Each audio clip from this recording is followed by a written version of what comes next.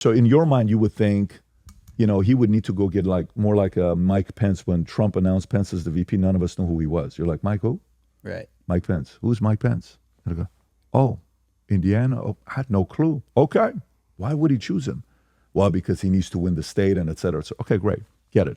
But this time around for Trump to pick a VP, he's not picking it because he wants a Mike Pence. He's got to pick a VP that he knows can be replacing him for 8 years to continue what he's doing. So you're not picking a VP for a low-key, chill, easygoing person that's not going to be, you're picking somebody that's going to replace you afterwards for 8 years. So the strategy to picking a VP has got to be different than it was in 2016. And I think Tucker's formidable, and Tucker has an alliance to Elon, and that alliance with Elon, I don't know if he's fully yet on Team Trump because he started off with DeSantis, and he's kind of like right now sitting around see what he's going to do. I think Elon is still a free agent. They got some personal, they do. Yeah, personal like whose do. dick's bigger kind of beef. Right?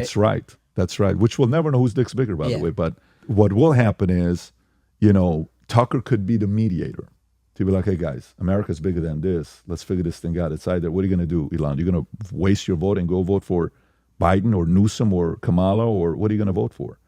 And none of these other guys are fighters. Why don't we make it work?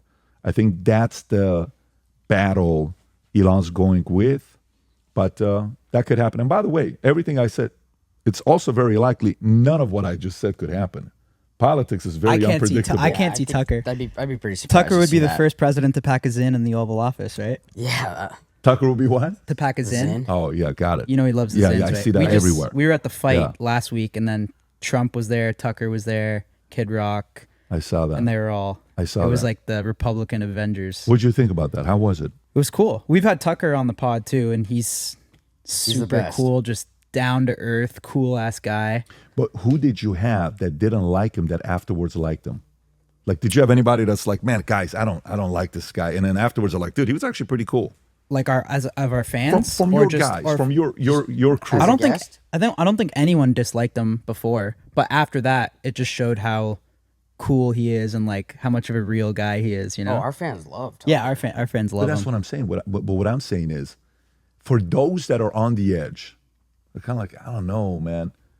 If you spend time with them, you'll like them. Right.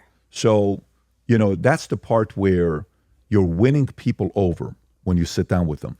That's why I said Elon, Tucker, and Trump, there's an alliance there being built, and it's a very strong alliance. Who else do you think could be potential VPs?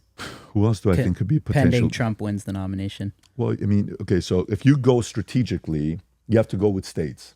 Okay, so Arizona, Kerry. If you want to go with, if you go with Nome, Dakota, he doesn't need Dakota, right? Is he going to go? But if he gets Nome, she's very attractive, very well-spoken, solid. So it could be good for the women vote, okay?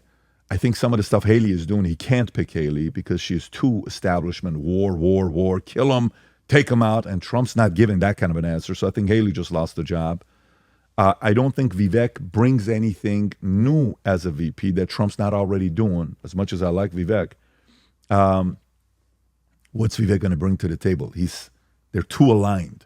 He has to bring an audience that Trump doesn't already have. That's why I think Tucker could bring an audience with Elon, that could be a good alliance. But Tucker could also be a person that plays a advisor. Doesn't do that. That could also be a role that he could play.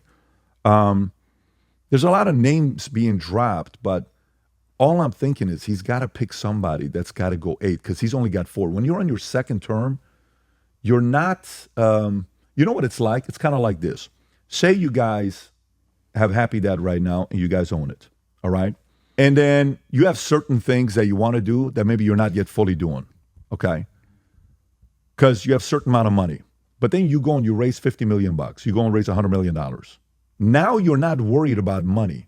So now you can test the thing that you really wanted to test, but you couldn't test it with your own $18 million you had in the bank. Hypothetically, what I'm saying that.